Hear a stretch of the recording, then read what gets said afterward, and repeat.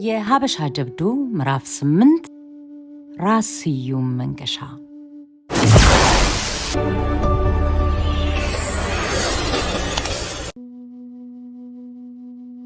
በአድዋ ከተማ የመስቀል በዓል እየተከበረ ነበር። ራስ ስዩም የአፄ ዮሐንስ የልጅ ልጅና የምዕራብ ትግራይ ጠቅላይ ግዛት ገዢ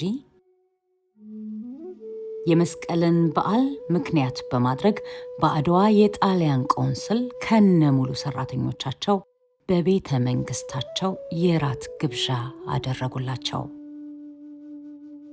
ሃይ ራስ ስዩም መንገሻ። ጣሊያኖቹ ግብዣው ሳያልቅ ይቅርታ ጠይቀው በጊዜ ሲወጡ እንኳን አልጠረጠሯቸውም ነበር። አንድ በአውሮፓ የተማረ ኢትዮጵያዊ በቆንስሉ ውስጥ አስተርጓሚ ሆኖ የሚሰራ ልጅ በኋላ በተንቤን ተገናኝተን እንዳጫወተኝ ጣሊያኖቹ ከራስ ስዩም ግብዣ በጥድፊያ ወደ ቆንስል ሕንጻቸው ተመልሰው የተለያዩ መዝገቦችን ሲያቃጥሉ እንዳመሹና መሸከም ያልቻሉትን በርካታ ጠመንጃ ወደ ወንዝ ውስጥ ጨምረው በዚያው ምሽት በሚስጥር አድዋን ለቀው ሸሹ። ግን እነዚህ ችኩሎች እድለቢሶች ነበሩ። ምንም እንኳን በሽሽታቸው ዋናውን መንገድ ለቀው ጫካ ጫካውን ያለ ብዙ ችግር ሲጓዙ ቢያድሩም በመጨረሻ ድንበር ላይ ተያዙ። እነዚህ የቆንስሉ ሰራተኞች ጣሊያኖች ድንበር ላይ ሁለት ስህተት ሰሩ። አንደኛ፣ የመውጫ ደብዳቤ ከገዢው ከራስ ስዩም አልያዙም ነበር። ሁለተኛ፣ የዲፕሎማሲ መብታቸውን እንኳን ለመጠቀም ሳይሞክሩ ቀድመው ጉቦ ለመስጠት ተሽቀዳደሙ። እውነትም እድለቢሶች ነበሩ። የዚያን ዕለቱ የድንበር ጠባቂዎች አዛዥ ፍጹም ሐቀኛ ስለነበር ትናንት ራት በክብር ወደ በሉባት ቤተ መንግስት እንደ ሌባ ታስረው ተልከው በምርኮኛ ደንብ እስር ቤት ወረዷት።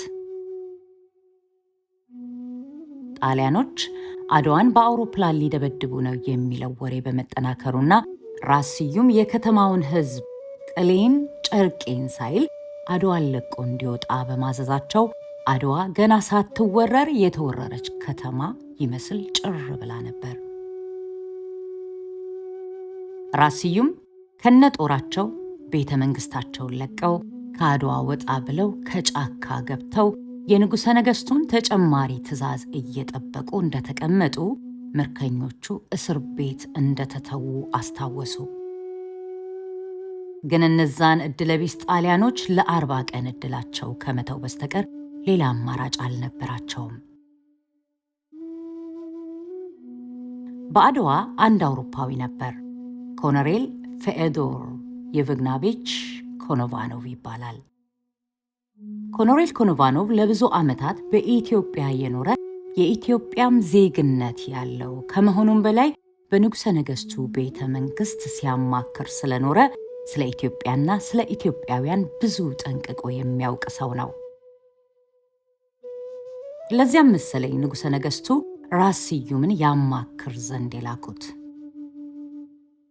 ከኮሎኔል ኮኖቫኖቭ ጋር በኋላ በጦር ሜዳ ተገናኝተናል። የሁለቱ ራሶች ጦር ህብረት ከፈጠረ በኋላ ማለት ነው። ወደፊት እንደምናየው ሙሉውን የተንቤን ጦርነትም በአንድ ዋሻ ውስጥ አሳልፈናል። ኮሎኔል ኮኖቫኖቭ በአድዋ ስለገጠመው ነገር ሲያጫውተኝ እንዲህ ነበር ያለኝ። ጥቅምት 3 ቀን ልክ ገና ጎህ እንደቀደደ አንድ የአድዋ ልጅ አውሮፕላን አውሮፕላን አውሮፕላን እያለ የራስ ስዩምን የጦር ሰፈር በጠበጠው። ኮሎኔል በፍጥነት ለባብሰው ከአንድ አነስ ካለች ቤት ጣራ ላይ ወጥቶ ሰማዩን ሲቃኝ ያ ልጅ እውነት እንደነበረው አስተዋለ። ከአድዋ በስተ ሰሜን 7 የሚያብለጨልጩ ነጭ ነጠብጣቦች ይታዩ ነበር። ኮሎኔል ጣሪያው ላይ እንደቆመ አውሮፕላኖቹ እየቀረቡ ሲመጡ ኮሎኔል ምናልባት የኃይል ሚዛናቸውን ለማሳየት ማኒፌስት ሲያደርጉ የአድዋን ሕዝብ ለማስፈራራት የተላኩ ኤስካድሮች ይሆናሉ ብሎ ገመተ። ኮሎኔል ግን ተሳስቷል። እነዚያ 7 የሰይጣን ቆርቆሮዎች የአድዋን ከተማ በማለዳ አጨሷት። በመጀመሪያው ዙር በተነሳው አቧራ የራስ ስዩም ቤተ መንግስት ራሱ መትረፉን እንኳን ለማጣራት ኮሎኔል ኮኖቫኖቭ ሳይቻለው ቀረ። እነዚያ ቆርቆሮዎች አድዋን ደጋግመው እየዞሩ የተሸከሙትን ቦምብ ሁሉ አራገፉባት። በሙሶሎኒ አማች በካፒቴን ቻና በኋላም የሙሶሎኒ የውጭ ጉዳይ ሚኒስትር የሚመራው የአየር ኃይል አድዋን አደቀቃት።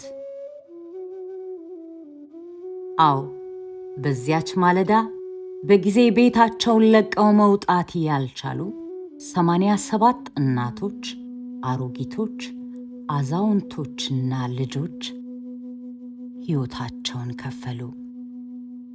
ራስ ስዩም በጊዜ ጥሩምባ ባያስነፉ ኖሮ ሰለባው 1000 ጊዜ እጥፍ በሆነ ነበር።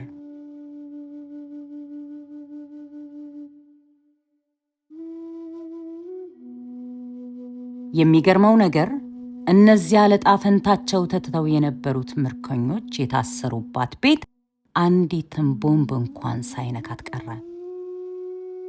ጣሊያኖች መረጃ ኖሯቸው ሳይሆን የዕድልና የአጋጣሚ ጉዳይ ሆኖ ነው። ራስ ስዩም በአስቸኳይ ሰው ልከው ምርኮኞቹን ወደ መሸጉባት ጫካ የጦር ሰፈር አመጧቸው። ምናልባት በአድዋ ያሉ የተበታተኑ ጦሮች ካገኟቸው እንዳይጨፈጭፏቸው በመፍራት ነበር ከአድዋ ወደ ጫካ ያስመጧቸው። ራስ ስዩም ከጫካ ሳይወጡ የንጉሠ ነገሥቱ መመሪያ ሲጠብቁ በመቶ ሺዎች የሚቆጠሩ በዘመናዊ መልኩ የሰለጠኑና በታንኮች የሚደገፍ ጦር የኢትዮጵያን ድንበር ጣሰ። የመጀመሪያው የጣሊያን ወታደር ወጣቱ መቶ አለቃ ሞርጋንቲኒ መረብን ተሻግሮ የኢትዮጵያን ድንበር ረገጠ። ከጥቂት ውጊያ በኋላ ግን በአንድ ኢትዮጵያዊ ገበሬ ወታደር ግንባሩን በጥይት ተመቶ ወደቀ።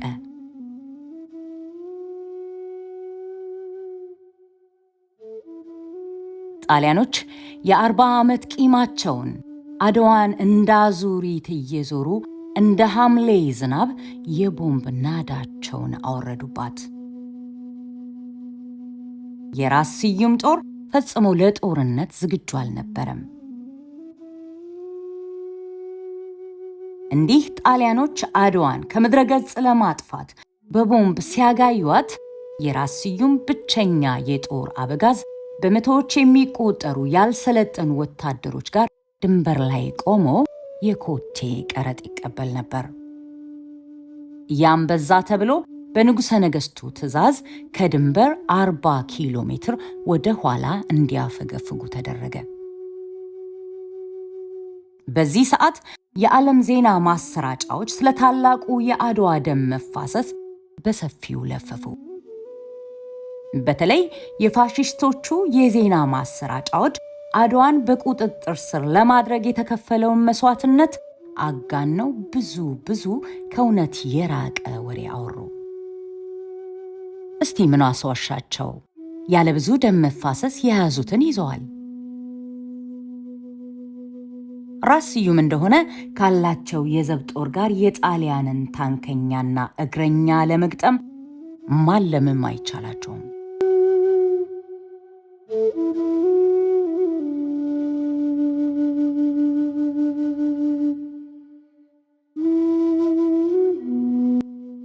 ራስ ስዩም ከነጦራቸው ከአድዋ ራቅ ብሎ በየጫካውና በየጥሻው እንዳደፈጡ የንጉሠ ነገሥቱ ከመሃል አገር በመንቀሳቀስ ላይ ያለውን ጦር ተስፋ እያደረጉ ሲጠብቁ እነዚያ ከዳተኞች በቀል እንዳይደርስባቸው በመፍራት አስመጥተው የንጉሡን ተጨማሪ ትእዛዝ ሲጠብቁ ከንጉሠ ነገሥቱ ቴሌግራም ደረሳቸው። ከንጉሠ ነገሥቱ በደረሳቸው ቴሌግራም መሰረት ነፃ ለቀቋቸው። ራስ ስዩም ትልቅ እፎይታ እየተሰማቸው በዚያው ምሽት አጃቢ ጨምረው የቆንስሉን ሰራተኛ ምርኮኞች ጣሊያኖችን እስከ አዲግራት ድንበር ድረስ ላኳቸው። ኢትዮጵያውያን እንዲህ አይነት ጨዋዎች ናቸው።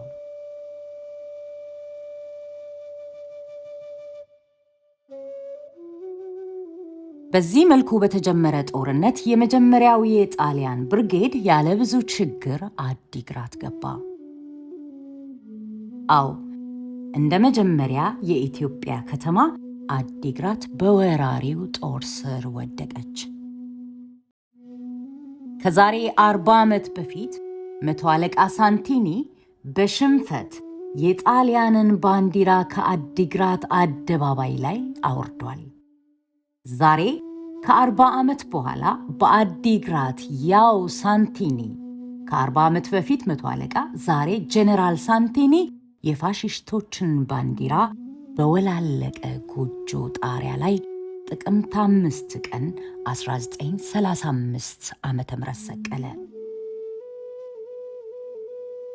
ቀጥሎም አሁንም ከድንበር ጠባቂው የራስ ስዩም ወታደሮች ጋር ለ2 ሰዓት ያህል ተኩስ የገጠመው የሁለተኛው ክፍለ ጦር በጀነራል ማራሺን እየተመራ ያለ ብዙ ችግር አድዋን በእጃቸው ጥቅምት 6 ቀን 1935 ዓ.ም ረፋዱ ላይ አስገቡ። ጣሊያኖች አድዋን በቀላሉ እጃቸው ያስገቡበት ምክንያት በጣም ቀላል ነው። ዋነኛው የኢትዮጵያ ጦር ያለው ገና መሃል አገር ነበር። የመቀሌ ከተማ ማወዳደቅ እጅጉን አስቂኝና አስለቃሽ ድራማ ነበር። የመቀሌው ገዢ ደጃዝማች ኃይለ ሥላሴ ጉግሳ ከነጦሩ ወገኑን ከርቶ ለጣሊያኖች በመገበሩ በመቀሌ ከተማ የነበረ ሰው ቢኖር የድሮው የአዲስ አበባ ከንቲባ ባላምበራስ ወዳጆና ታማኝ አማካሪያቸው ሻለቃ ካሳ ብቻ ነበሩ። ሻለቃ ካሳ ኢትዮጵያ ካፈራቻቸው ጥቂት እውነተኛ ወታደሮች መኮንኖች አንዱ ነው። ሻለቃ ካሳ በፈረንሳይ ሀገር በጦር አካዳሚ የተማረ ብልህ ሰው ሲሆን ንጉሠ ነገሥቱ ለአንድ ታላቅ ሥራ ጦርነቱ ከመጀመሩ ጥቂት ቀደም ብሎ ባላምበራስ ወዳጆን እንዲያማክር በሚል ሽፋን ወደ መቀሌ ላኩት። ሻለቃ ካሳ በመቀሌ ወደ 300 ከሚጠጉ ወታደሮቹ ጋር ብቻ ነበር። 300 በወጉ እንኳን ያልታጠቁ የገበሬ ወታደሮች ጋር መቀሌን በጠላት እጅ እንዳትወድቅ መከላከል ነበረበት።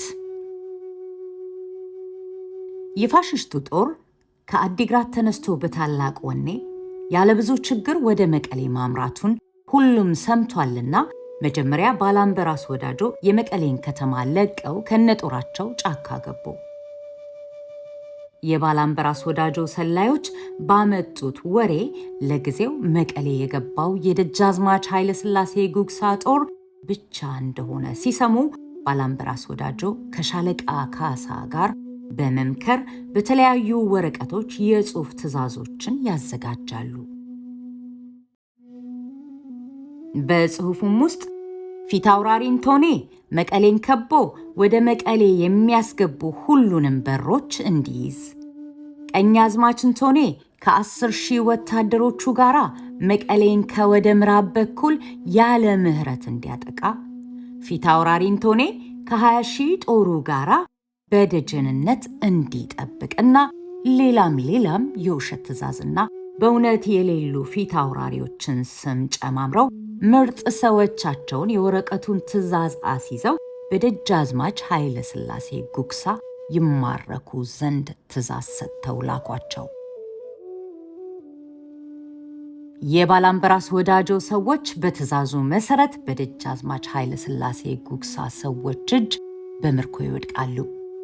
ደጃዝማች ኃይለ ሥላሴ ጉግሳ የባላምበራስ ወዳጆን ትዕዛዝ በቅጡ እንኳን ሳያነብ መቀሌ ለቆ ድንግርግሩ በወጣ ሁኔታ ሲሸሽ የሻለቃ ካሳ ከ300 የማይበልጡ ጀግና ወታደሮች ከባላምበራስ ወዳጆ ወታደሮች ጋር ህብረት ፈጥረው ጥቃት ይሰነዝራሉ። ምንም እንኳን የደጃዝማች ኃይለ ሥላሴ ጉግሳ ወታደሮች ብዛት ቢኖራቸውም ብዙ ሬሳዎችን ጥለው መቀሌ ለቀው ሲወጡ ባላምበራስ ወዳጆና ሻለቃ ካሳ ወደ መቀሌ ሰተት ብለው ይገባሉ። በዚች አነስተኛ መቀሌን የመያዝ ጦርነትም 7 የደጃዝማች ኃይለ ሥላሴ ጉግሳ ወታደሮችና 2 ጣሊያኖች ይማረካሉ። ምርኮኞቹ በዚያው ምሽት የሞት ፍርድ ተፈርዶባቸው ተገድለዋል። ብቻ ምን ያደርጋል፣ ባላምበራስ ወዳጆና ሻለቃ ካሳ ብዙም በመቀሌ ሳይሞቃቸው የጣሊያን ጦር በመድረሱ እንደገና መቀሌ ለቀው በህብረት ወደ ደቡብ ወርደው በአምባለጌ ተራራ ወደ ሰሜን በመጓዝ ላይ ካለው የኛ ጦር ጋር ተቀላቀሉ። በዚህ መልኩ የጄኔራል ሳንቲኒ ጦር ህዳር 8 ቀን 1935 ዓ.ም ከጠዋቱ 3 ሰዓት ላይ ያለ ብዙ ችግር መቀሌን ተቆጣጠራት።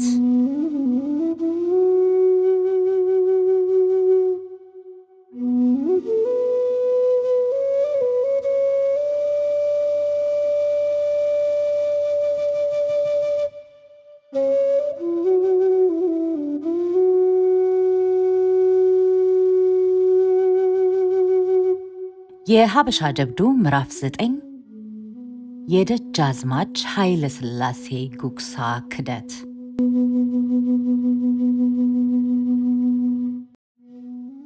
ጣሊያኖች ምንም አይነት ጦርነት ሳያውጁ የኢትዮጵያን ድንበር ጥሰው ከገቡ በኋላ በፕሮፓጋንዳቸው ለመላው ዓለም ሕዝብ እንዲህ ሲሉ ማደናገር ጀመሩ። ሆን ብለው ደጃዝማች ኃይለ ሥላሴ ጉግሳ ከሞተው አባቱ ከራስ ጉግሳ የአፄ ዮሐንስ የልጅ ልጅ ጋር በማለዋወጥ ራስ ጉግሳ ከ12,000 ጦሩ ጋር ንጉሱን ከርቶ በኢትዮጵያ ስልጣኔ ለማምጣት ከሚጥረው የጣሊያን ጦር ጋር ተቀላቀለ ወዘተ እያሉ ለፈፉ። ራስ ጉግሳ ከሌሎች የኢትዮጵያ መኮንኖች የሚለይበት ነገር ቢኖር ቀይ የራስ ፀጉሩና ጢሙ ብቻ ነው። ራስ ጉግሳ ይሄንን የብቸኛ ልጃቸውን ክደት ቢሰሙ ኖሮ መቃብራቸውን ፈንቅለው እንደሚወጡ ጥርጥር የለውም። ወጣቱ ደጃዝማች ኃይለ ሥላሴ ጉግሳ ቢበዛ 28 ዓመት ቢሆነው ነው። ይሄ ደጃዝማች ጦርነቱ ከመጀመሩ ጥቂት ወራት በፊት ጀምሮ ከጣሊያኖች ጋር ሲደራደር ነበር እየከረመው። ልክ ጦርነቱ ሲጀመርና የጀነራል ሳንቲኒ ጦር አዲግራት ሲገባ ይሄ ወጣት ደጃዝማች መቀሌ ለቆ ከጥቂት ወታደሮቹና አሽከሮቹ ጋር አዲግራት ሸሽቶ ገባ። ደጃዝማች ኃይለ ሥላሴ ጉግሳ ለምን ሀገሩን ከዳ? ይሄ ደጃዝማች የምሬ ፖለቲካ ችግር ነበረበት ወይስ የክደቱ ምክንያት የኢኮኖሚ ችግር ነው? እንደኔ የዚህ ወጣት ደጃዝማች ክደት ከፖለቲካ ይልቅ የኢኮኖሚ ችግር ይመስላል። አዎ ደጃዝማች ኃይለ ሥላሴ ጉግሳ ከአባቱ ከራስ ጉግሳ ሞት በኋላ የተቆራረጠችውን የምስራቅ ትግራይን ግዛት ወርሶ በቅድመ አያቱ በአፄ ዮሐንስ ቤተ መንግስት በመቀሌ ገብቶ ተቀመጠ።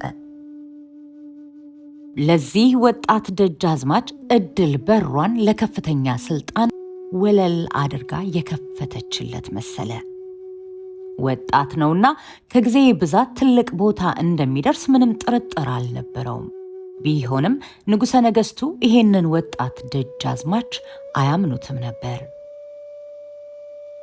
ባለቀይ ጢሙ አባቱ ራስ ጉግሳ ከልክ ባለፈ ሁኔታ ከጣሊያኖች ጋር ወዳጅ ነበር። ከጣሊያኖችም ትልልቅ በርካታ ስጦታዎችን ያለምንም ይሉኝታ ይቀበል ነበር። እናም ወጣቱ ደጃዝማች የአባቱን ፈለግ ተከትሎ ሲጓዝ ከርሞ አሁን ከማይወጣበት ክደት ውስጥ ገባ። ቀድሞ ይህን የተገነዘበው አስተዋዩ ንጉሥ ወጣቱን ከዚህ አጉል መንገድ ሊያወጣውና በተቻለ አቅሙ ወደ ራሱ ሊያቀርበው አስቦ ትንሿን ወጣቷን ልዕልት ልጁን ዳረለት። ይሁን እንጂ እቺ ምስኪን እድለቢስ ልዕልት በድንገት ስትሞት ይሄ ወጣት ደጃዝማች ተመልሶ ነፃ ሆነና በተለያዩ የፖለቲካ ሻጥረኞች እጅ ወድቆ አሻንጉሊት ሆነ። ወጣቱ ደጃዝማች የተጎሳቆለችውን የምስራቅ ትግራይን ጠቅላይ ግዛት ወርሶ በመቀሌ ቤተ መንግስት በተቀመጠ ጊዜ በመቀሌ 3 ግሪካውያን ነጋዴዎች እየነጋገዱ ይኖሩ ነበር። በኋላ ላይ እንደታየው ከነዚህ ግሪካውያን ነጋዴዎች አንዱ አቶ ፓናይ ቪዮለቲ ለጣሊያኖች ያደረ በጣሊያኖች የተገዛ ሰላይ ነበር። ፓናይን በግል ያውቀዋለሁ። ከዛሬ 6 ዓመት በፊት በሰሜን ኢትዮጵያ ስዘዋወር መቀሌ አግኝቼው ተዋውቄው ነበር። ይሁን እንጂ ያኔ የፓናይ ቪዮለቲ ሁለተኛ ቆሻሻ ስራ ምን እንደነበር ግምትም አልነበረኝም። አዎ ያኔ ፓናይ ቪዮለቲ እቤቱ ጋብዞኝ ነበር። እናም በፓናይ ቤት አንዲት በጣም ሲበዛ ቆንጂዬ ልጅ የፓናይ እህት መሆኗ ነው አይቼ ነበር። ወጣቱ ደጃዝማች በዚች ወጣት ልጅ ውበት ተማርኮ በፍቅሯ ቢወድቅና የወንድሟ የፓናይ ቪዮለቲ አሻንጉሊት ቢሆን ብዙም አይገርምም። ሲበዛ ቆንጂዬ ናት። ችግሩ ታዲያ ያቺ ውብ ግሪካዊ ቆንጆ የምር ይሄንን እድለቢስ ደጃዝማች አፍቅራው ነበር ወይስ እሷም እንደ ወንድሟ ቆሻሻ ጨዋታ እየተጫወተች ነበር? ይሄን ጥያቄ መመለሱ በጣም ከባድ ነው። እውነታው ግን እቺ ቆንጆ አብዛኛውን ጊዜ የምታሳልፈው ከወንድሟ ቤት ይልቅ በመቀሌ ቤተ መንግስት ነበር። እድሜ ለዚች ቆንጆ እህቱ ፓናይ ቪዮለቲ በምስራቅ ትግራይ ፈላጭ ቆራጭ የደጃዝማች ኃይለ ሥላሴ ጉግሳ ብቸኛ አማካሪ ሆነ።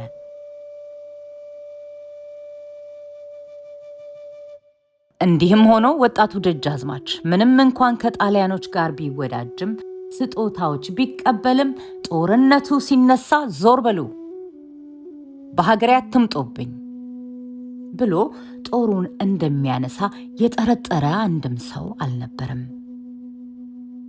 ሌሎች በርካታ ትልልቅ ሹማምንቶች የጣሊያን ወዳጆች ነበሩ። ስጦታዎችም ያለ አንዳች ይሉኝታ ይቀበሉ ነበር። ጦርነቱ ሲጀመር ግን በስጦታ በተቀበሏቸው ጠመንጃዎች በጦር ሜዳ ገጥመው ጥለው ወድቀዋል። እናም ወጣቱ ደጃዝማች ኃይለ ሥላሴ ጉግሳም እንዲህ እንደሚያደርግ ሁሉም ያምኑ ነበር።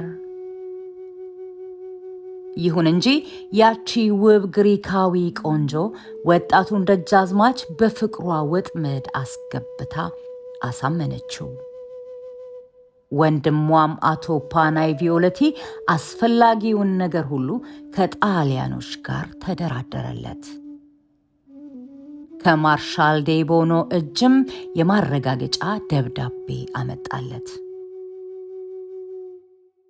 እንዳልኩት ልክ ጦርነቱ እንደተጀመረ ወጣቱ ደጃዝማች ኃይለ ሥላሴ ጉግሳ ከጥቂት ታማኝ ወታደሮቹና አሽከሮቹ ጋር መቀሌን ለቆ አዲግራት ሲገባ የጣሊያን ፕሮፓጋንዳ የዚህን ወጣት ደጃዝማች ክህደት እንደ ታላቅ ድል ተጠቀመበት። ሞሶሎኒም ጊዜ ሳያጠፋ ደጃዝማች ኃይለ ሥላሴ ጉግሳ ራስ ኃይለ ሥላሴ ጉግሳ ብሎ በጣሊያኖች እጅ በወደቁ የኢትዮጵያ ግዛቶች ላይ በሙሉ ገዢ አድርጎ ሾመው። ሞሶሎኒ ሲቸኩል ስሌት ላይ ተሳስቷል። ማለትም የዚህን የከዳ ደጃዝማች አሁን ራስ ፈለግ ተከትለው ሌሎችም ሹሞች ለጣሊያን ይገብራሉ ብሎ ሲያስብ ተሳስቷል። ይሄ የሞሶሎኒ ዘዴ ስህተት እንደነበረ ዴቦኖ ሳይደብቅ በመጽሐፉ ላይ ሲጽፍ የደጃዝማች ኃይለ ሥላሴ ጉግሳ ክደት በሌሎች የኢትዮጵያ ጦሮችና አለቆቻቸው ላይ ምንም ተጽዕኖ አልነበረውም ሲል ራሱ መስክሯል። ይሁን እንጂ በኋላ ከአምባራዶሙ ጦርነት ሽንፈት በኋላ ጣሊያኖች ምን ያህል የኃይል ብልጫ እንዳላቸው ያዩ፣ ሽንፈት አይቀሬ መሆኑን የተረዱ፣ በቀልን የፈሩ፣ ያለቻቸውን ትንሽ ንብረት ለማዳን ያሰቡ በርከት ያሉ ሹማምንቶች ለጣሊያኖች ባንዳነት ማደራቸው ግን አይካድም። እንዳልኩት ንጉሠ ነገሥቱ ስለ ደጃዝማቹ ጸባይ ጠንቅቀው ያውቁ ነበርና ጦርነቱ ከመጀመሩ ከመንፈቅ በፊት ሻለቃ ካሳ የተባለ በአውሮፓ በፈረንሳይ ሀገር የጦር አካዳሚ የተማረ ታላቅ ብቃት ያለው ወጣት መኮንን ወደ መቀሌ ልከው በደጃዝማቹ ላይ መረጃዎችን እንዲያሰባስብ አድርገው ልከውት ነበር። ይሄ ወጣት መኮንን በትክክል ደጃዝማቹ ለክህደት እንደተዘጋጀ ወይም እየተዘጋጀ መሆኑን የሚጠቁሙ መረጃዎች አሰባስቦ ነበር። ይሁን እንጂ የታላቁ የአፄ ዮሐንስ አራተኛ ወራሽ ሀገሩን ይከዳል ብሎ የሚያምን አንድም ሰው ጠፋ። በመጨረሻ ተጨባጭ ማስረጃዎችን እጁ ማስገባት ቢችልም ጊዜው ዘግይቶ ነበር። ደጃዝማቹ ከድተዋል።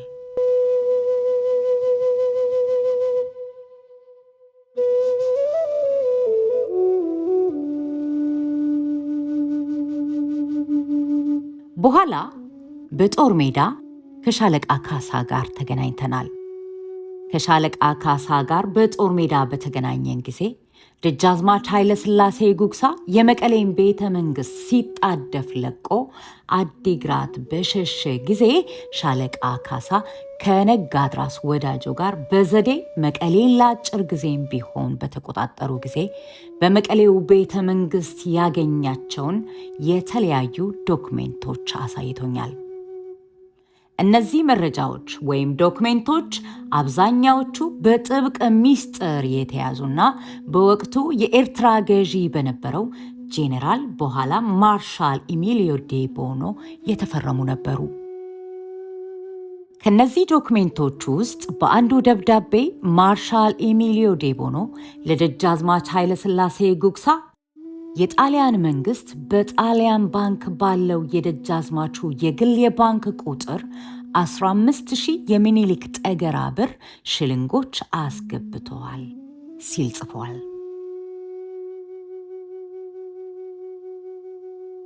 ጥቅምት መጨረሻ ላይ ጦራችን ኮረም ሲገባ በኮረም አንድ ፈረንጅ ታስሮ በወታደሮች እንደሚጠበቅ ሰማው። የታባቱ የጣሊያን ሰላይ ነው፣ ከመቀሌ ነው ይዘነው የመጣ ነው አለኝ ይሄንን እስረኛ የሚጠብቅ አንድ የመቀሌ ልጅ የሆነ ወታደር። ይሄንን እስረኛ ፈረንጅ የታሰረበት ቦታ ድረስ ሄጄ ጎበኘሁት። በአንዲት ትንሽ ቆሻሻ ጎጆ ውስጥ በብረት ሰንሰለት ከጎጆዋ ምሰሶ ጋር ታስሮ በተጎዘጎዘው የሚሸት ሳር ላይ ተኝቶ አገኘሁት። ይሄንን እስረኛ ባየሁት ጊዜ እንደማውቀው ባውቅም የትና መቼ ይሄንን ሰውዬ እንዳየሁት ሊመጣልኝ አልቻለም። በመጨረሻ ይሄ እስረኛ ማን እንደሆነ አስታወስኩ። አዎ፣ ፓናይ ቪዮለቲ የግሪኩ ነጋዴና የጣሊያኖቹ ሰላይ የደጃዝማች ኃይለ ሥላሴ ጉግሳ አማካሪና ቤተኛ የነበረው ፈረንጅ ነው። አዎ፣ ምንም እንኳን በጣም የተጎሳቆለና በፊቱ ላይ ድካምና ተስፋ መቁረጥ ቢነበብበትም እሱ ራሱ ፓናይ ቪዮለቲ ነው። ላነጋግረው ፈልጌ ነበር፣ ገንዘቦቹ ከለከሉኝ። ደጃዝማች ኃይለ ሥላሴ ጉግሳ ከግሪካዊቷ ፓናይ ቪዮለቲ እህት ጋር በክህደት ከመቀሌ ወደ አዲግራት በመሸሽ ሕይወቱን ሲያተርፍ ፓናይ ቪዮለቲን ለ40 ቀን ዕድሉ በመቀሌ ተወው። ይሄን ሰው ምን ሊያደርጉት አስበዋል ብዬ ራስ ካሳን ጠየኳቸው። ለንጉሥ ወደ ደሴ ልከዋለሁ። ንጉሡ የፈለጉትን ያርጉት። በእርግጥ ሞት ይገባው ነበር፣ ግን በዚህ ከንቱ ከሃዲ ደም ማን እጁን ያጨማልቃል? አሉኝ ቆጣ ብለው።